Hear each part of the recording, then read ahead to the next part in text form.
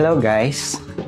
We are back from playing the very first game natin sa Aereo Cyclone. Ito yung Dragon colorway na long handle and limited edition. So, yung handle niya mahaba naman talaga. So, hindi na tayo magra-run through sa specs. Madami namang reviewers. So, yung i-share lang namin is yung actual experience gamit ito. Nandun na kami sa level na around novice na no. So, hindi naman kami intermediate players or kung ano dyan. Pero ito yung feeling ng gamit yung Aereo Cyclone as a novice player.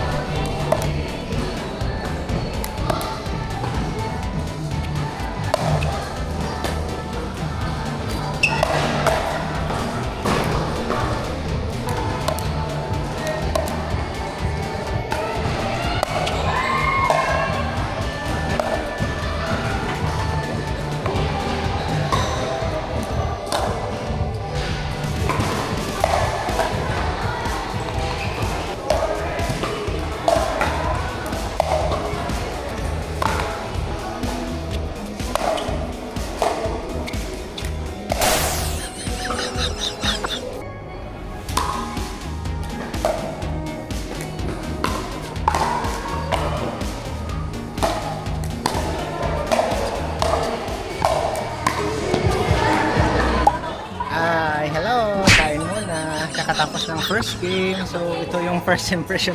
First game na natanggap namin kagabi yung Aereo Cyclone na Dragon. Long handle. Mahaba naman talaga yung handle. Tapos kay Shine, ito yung sa kanya long handle na Turbo APP, Enhanced Turbo. So, first impression, nag-dinking kami. Sabi nila, akala ko hindi controllable, pero controllable naman siya. Andun lang siya sa aggressive type dapat ng dink kasi kung flat dink lang medyo magpapop talaga siya kasi yung face niya tutulak niya talaga yung bola. Pero kung may spin yung dink nyo, okay naman siya. Medyo deceptive nga kasi akala nila malakas pero dink lang pala na spin. Tapos isa pa, nag-game kami yung drives na walang weight. Ito stock pa to kasi gusto ko i-try na walang weights. Maganda yung drive niya pero medyo muted pa siya, hindi pa siya ganun kalakas. Siguro kung i-compare mo lang sa paddle na meron ng perimeter weights kasi medyo shaky pa siya, no? Ramdam mo yung vibration sa hit mo lalo na kung drive. Pero yung spin niya na nagandahan ako, okay siya pumapasok yung mga drives ko kahit malakas. Yung serve ko, lumakas din yung serve ko. Tapos mabilis? Bumilis yung serve ko dahil sa pop nito. Tsaka babagsak talaga siya sa court kasi nga may spin. So yun lang yung una kong impression, no? Kasi galing ako sa J2 NFT na tekan yung face. So ito kasi medyo sa comparison lang kasi almost the same price lang sila. J2 NFT. Same price lang sila. Ito kasi medyo muted. Medyo soft yung touch niya na kailangan mo itulak talaga. Kumbaga ito, power mo talaga or force mo talaga yung kailangan para lumakas. Mas marami pa siyang error dito. Marami kang error dito kasi kung mag-a-adjust ka sa sobrang lakas, mag-a-adjust ka rin sa muted na feel or yung medyo mahina lang yung pop. Napakahina kasi nung pop nito pero grabe yung control nito. Pero hindi ko masasabing walang control yung Cyclone, kasi maganda siya pang aggressive play. Pero nag-try ako mag-smash kanina. Yung smash ko dito, pag ginandahan ko, yung weight nito isa lang pero actually dalawa or tatlo to, or umabot ako ng 16 grams, 9 grams to 16 12 grams to 16 grams yung nilalagay ko dito. Wait, dito wala pa. So yung smash ko dito or kills is more solid kasi may weights. Ito medyo unstable or parang plastic pa lang siya. Baka nasa break-in period pa to kasi first game niya to eh. Kagabi lang dumating. Pero ako pa nagbigay ako ng opinion sa game mo. Yung gamit ko Cyclone, mas maganda yung game niya pag Cyclone yung gamit. Less error siya sa drive tsaka sa serve. Tapos naging malakas pa yung drive niya and serve. Yung drive ko kasi, kinokontrol ko na ngayon. Hindi ko na binibigyan ng power, pero malakas siya.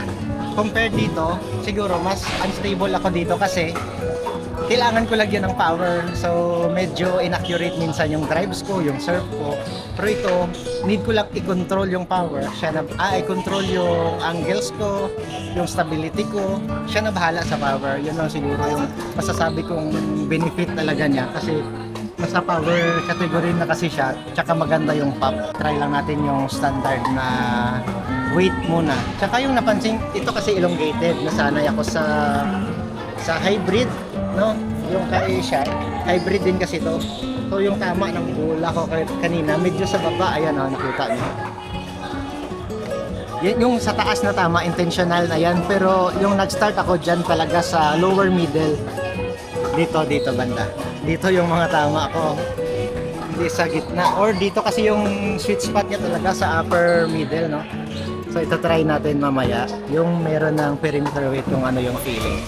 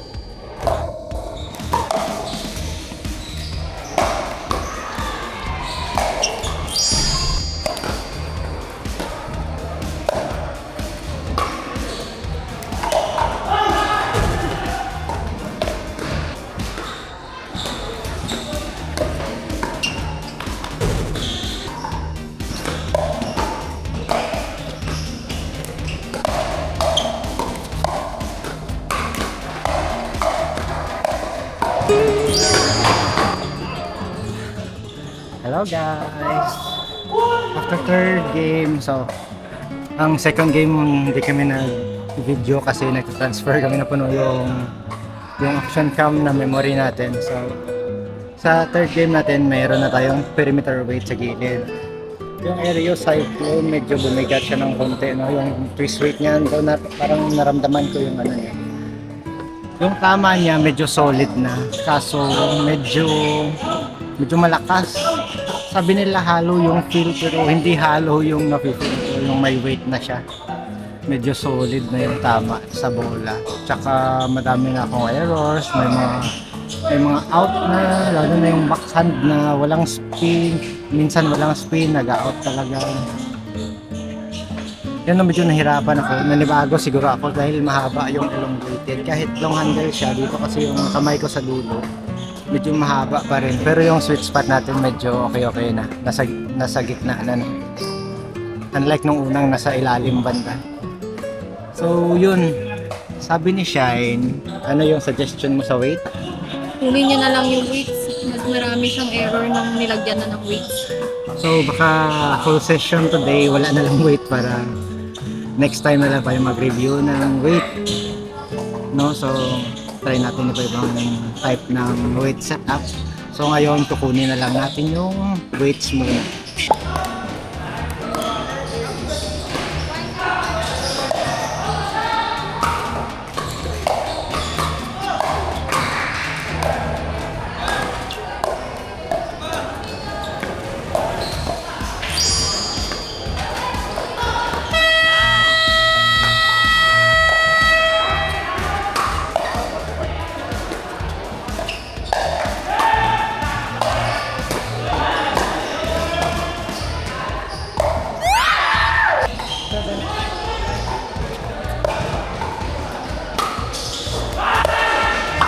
Ba?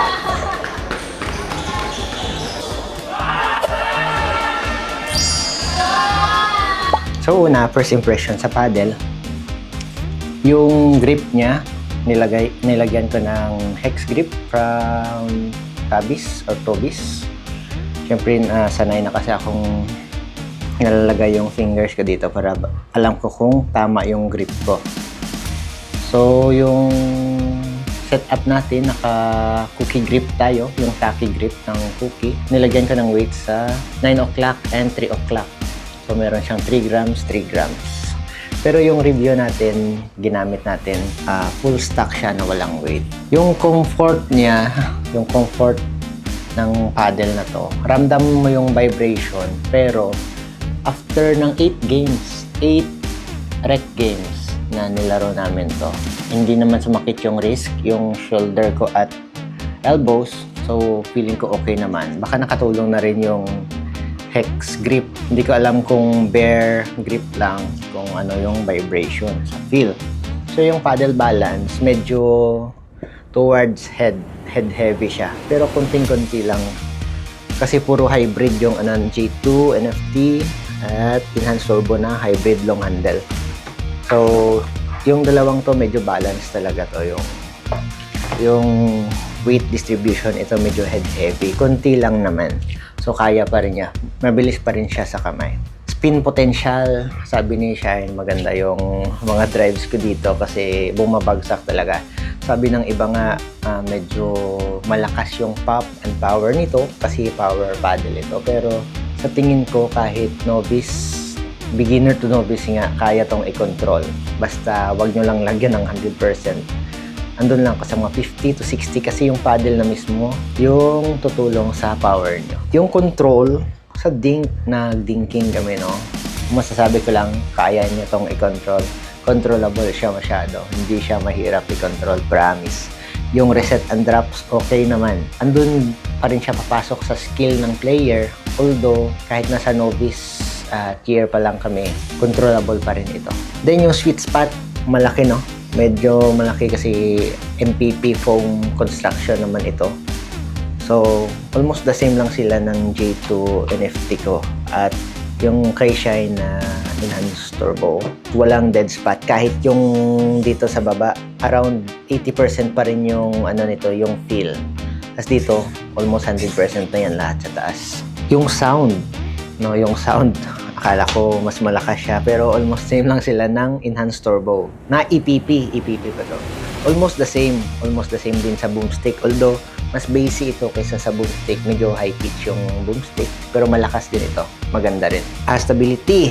Stable naman siya, pero kung wala kang weight, ramdam mo yung off-center hit sa blocks. Parang nagtitwist talaga sa kamay yung paddle. So, ang suggestion ko, lagyan na lang talaga ng weight sa gilid. 2 grams or 3 grams each. Okay na din. Kasi nilaro ko siya ng walang weights. Ramdam ko talaga yung twist sa bawat gilid kung off-center. Then, ang serve, yung serve ko medyo effortless na. Hindi naman effortless. Ando na sa 50%. Kasi makaka-focus ka sa control mo na lang, sa placement and control. Laking tulong talaga yung paddle. Yung turbo, same sila kapag ginagamit ko. Nakafocus ako sa control na lang and placement and direction plus spin, hindi na sa power ko. Unlike dito sa J2 NFT na titanium surface, medyo malambot kasi yung surface nito, no, mag-absorb ng energy. So, kailangan mo talagang tulak yung bola. Ikaw talaga yung ilalagay ng power dito. So, yun yung maganda dito sa Aereo Cyclone, which is power paddle daw. Masasabi ko lang para kanina ito. Actually, akala ko nung una intermediate, low to high intermediate yung paddle na to kasi kailangan mo ng match control according sa review kasi power paddle. Pero masasabi ko lang, feeling ko makaka-adjust ako dito within 1 week of playing this or 8 to 10 hours playing. Okay na to. Makaka-adjust na din naman ako sa power and feel nito. Okay na okay. Value for money. Sa totoo lang, grabe yung value nito kasi half the price ng boomstick. Ang dami nagko-compare ng boomstick, no? Pero somehow standard na rin naman talaga siya para sa power paddle. So, mako-compare ko naman ito sa boomstick. Although, maganda pa rin talaga yung boomstick sa tingin ko. Kung gusto mo ng isang paddle na you will grow with, tapos ayaw mo nang mag-change ng paddle, feeling ko tatagal ito dahil sa long endurance grip ni Aereo. So pero yung napansin ko lang, no, medyo mahirap siya linisan. Parang mahirap talaga siya linisan kasi kita ko pa rin yung bakat sa paddle ng mga puti-puti. Unlike dito sa Turbo, siguro may kinalaman yung endurance grit nito na nanograph. Kaya dumidiin talaga, tanggal talaga yung plus. Kita mo talaga kumikis-kis talaga siya sa bola. So ito yung pinakamatagal na paddle, almost 2 months. Malinis yan. Kapag nilinisan namin ng foam cleaner, malinis talaga ito. Ang hirap ng puti matanggal. Pero natatanggal siya. Hindi siya damage sa paddle. Damage siya sa bola na dumidikit sa paddle. So, matibay. So, final rating ko dito, compare dito.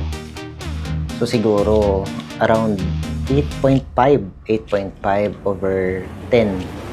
Dahil nga medyo poppy siya, dapat tama yung angles mo.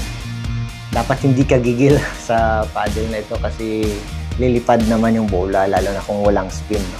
Pero kung andyan ka na sa novice, tsaka may discipline ka na, okay na ito. Need mo lang ng madaming drills. Dahil nga medyo booming yung pickleball ngayon at napasok na rin namin ni Shine. So, you can expect na medyo madami rin kaming ika-content na pickleball kasi healthy rin siya sa relationship. Basta magkakasundo lang kayong dalawa sa court, dinidiscuss nyo yung roles nyo, tsaka syempre yung budget nyo. Kasi medyo magastong sport din ito. So, yun lamang.